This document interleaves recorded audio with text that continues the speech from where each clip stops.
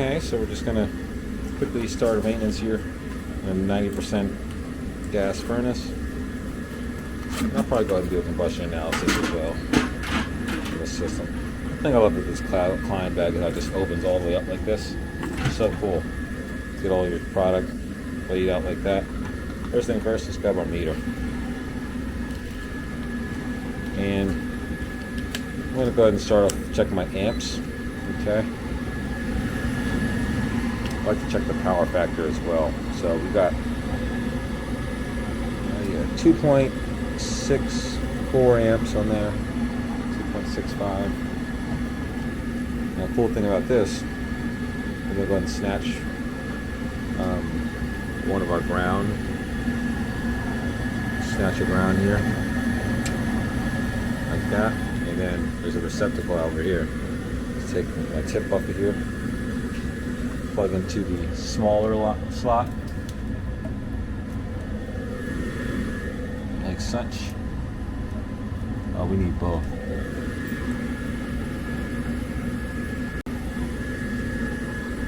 So this is using the safety style where you need both simultaneously, like such. We got 124 volts there, 125 volts.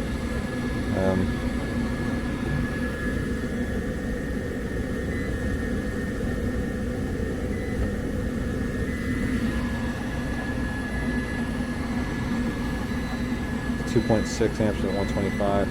That's just for the inducer. Okay. Same thing. Let's go for the. Oh wow. All right, 6.1 amps. We want to make sure you can check our hertz, get our frequencies locked in, so we know our power factor should be good. 6.1 amps. Now what we're going to do is check the watts.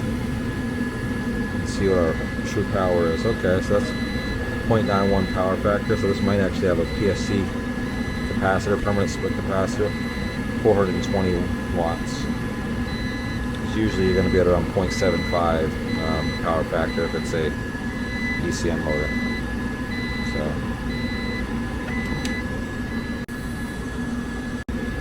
what I'm going to do is I'm going to grab the leg, that, and then a white wire, and the black wire of the main line voltage.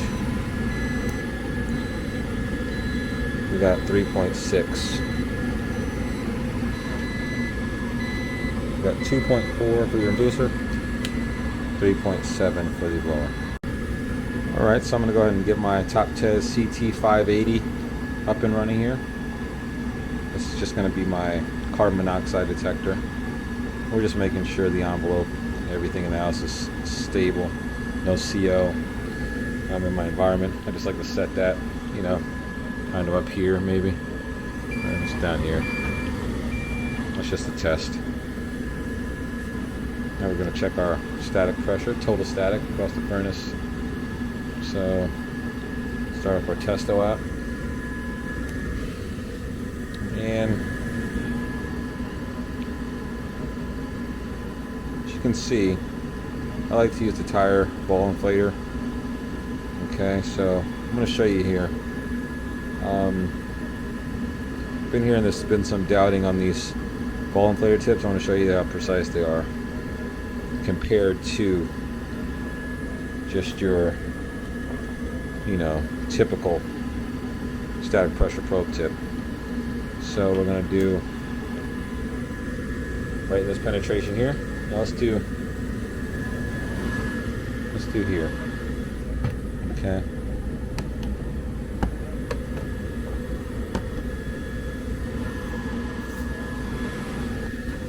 Got one there. We're reading 0.37. Okay.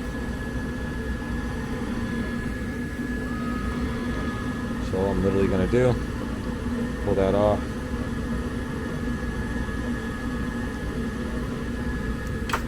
And pop this in here. And we should get about the same, right? 0.37, I think. Okay, 0.35.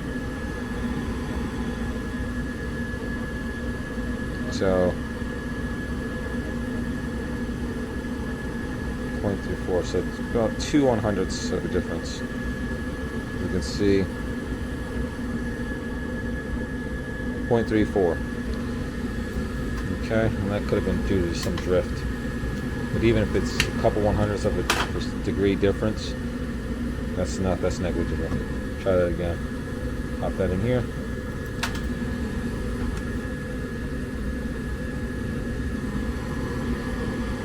Oh no, it's dead on. 0.34.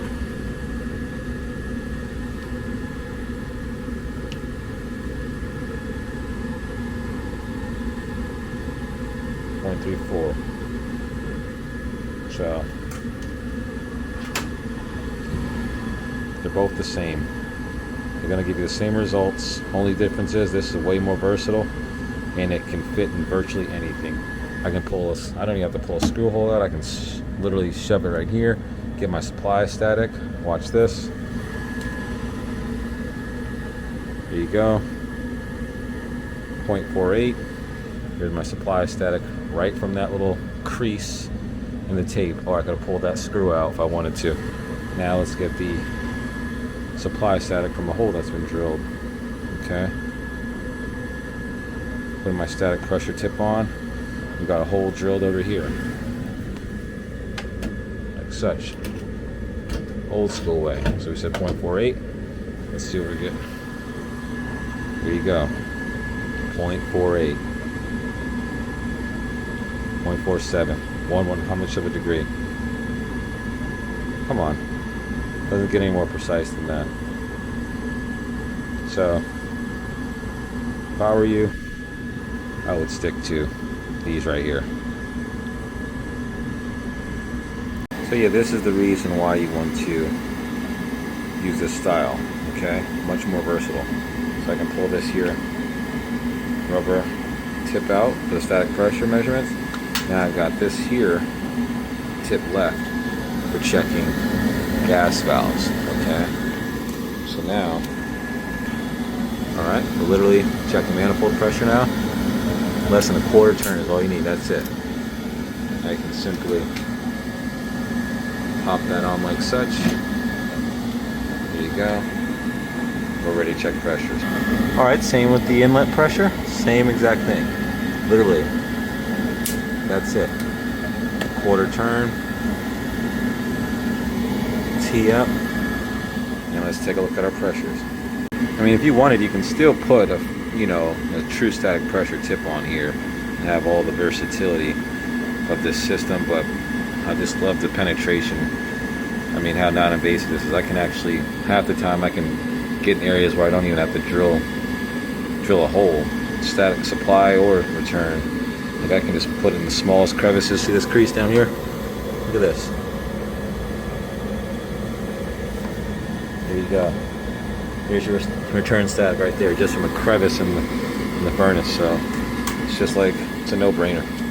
Honestly, for gas furnace, I love just checking my supply and return with this here temp rise, just because I don't like to overuse my cycrometers, dry out this humidity sensors.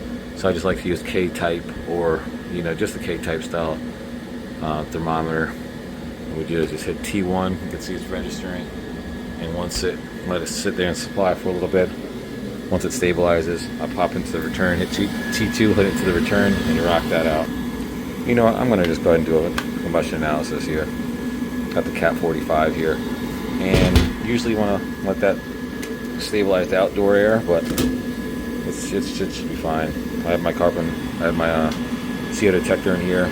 Goes to no parts per million CO. So while that's stabilizing, I'm also going to grab my combustion gas leak detector. That's just the Top Tez PT520B. Let that stabilize a bit, get away from the gas. Okay. So, and I like to just go ahead and use this here port. My combustion analysis. Boom, that pops right out. Make sure you don't forget to put it back in because this is positive pressure. Okay. So she's ready to rock. 21% oxygen in the air. And let's go ahead and be careful when you're when you're putting this in here, because we don't want to short it against anything or high against low or whatever. So I'm just gonna pop that in like such. Okay, so that's what it looks like set in. Now you can see it's gonna stabilize. OT is looking good, 6% oxygen, excess air. It's actually kind of low. Let it stabilize a bit longer though. Alright, got my combustion gas leak detectors. Oh no, I think battery might be dead. Piece of junk. Well, we'll see what happens. Let's warm up again. I just used this thing. So yeah, the battery's dead on this. This is going to be one of those units that you got to pretty much charge every time you go to use it, from what I can see here.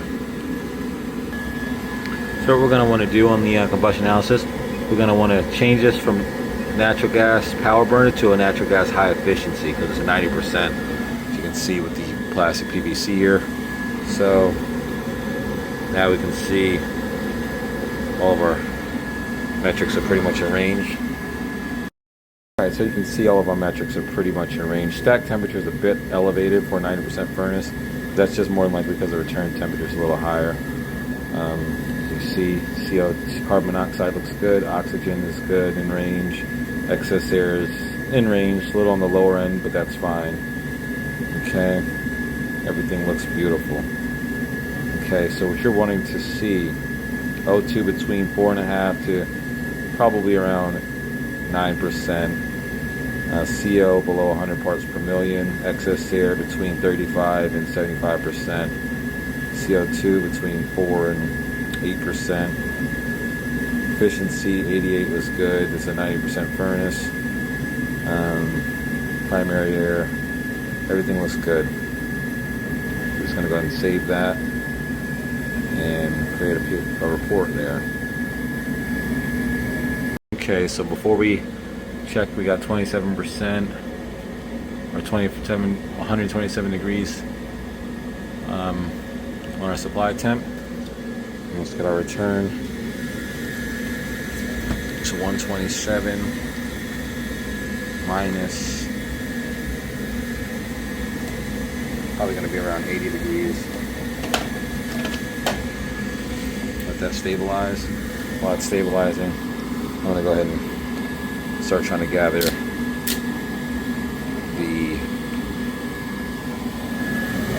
that flame sensor, microamps. Drop our meter here. The meter in microamps. One side alligator. We're just gonna be careful with this wheel because you don't want to get anything caught up in that. Come off of it. Our alligator clamp.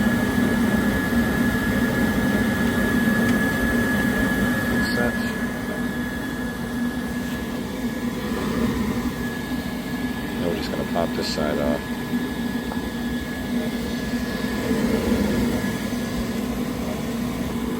So we beat it before it cut off. We got 1.6, which is a bit low. So that's going to definitely need to be cleaned. So let that rock. And we can see on our return temp 82. So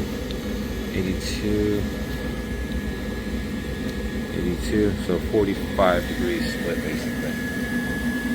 So as you can see, it is a little powdery, a little dusty. So let's see what happens after we clean it. So I usually just use this here brass brush to clean them.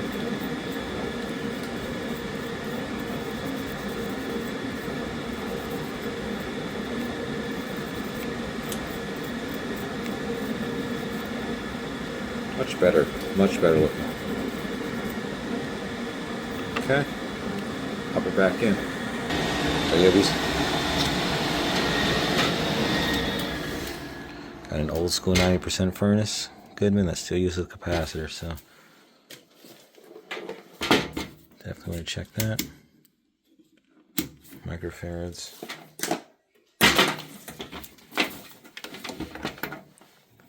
need to take one side off.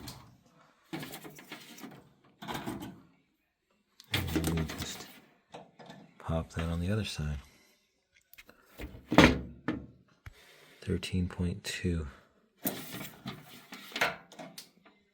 Get this the hell out of the way. So that's a 12 microfarad. Just to be sure. 12.5 is given 13.2. Yeah. I had a quick question for you guys. What's your opinion on replacing capacitors if they're actually 6% over the spec? With this being a 12.5 microfarad capacitor, with it reading 13.3, it's definitely over the 6% tolerance. And we usually, pretty much for my whole career, I've always just replaced them if they're low, considering that being weak. But the manufacturer does say plus or minus 6%. So what's your opinion on replacing capacitors that are over? Only reason I ask is because I've come across a few this week, matter of fact, that have been over, and I just have been letting them ride. 13.32, so she's still good. Okay. Inspect all that. Floor's good. Like to check the fan speed taps as well. We've got medium high heat, high for cool. Okay. Oh yeah, shucks. Okay, so that's the microamps after cleaning the flame sensor. 2.5, so it's definitely increased pretty significantly. Okay. Okay, so we verified the condensate pump is working. Condensate drain is clear. Everything is good to go with this system. So let me know what you think in the comments below. See you on the next one. Thanks for watching.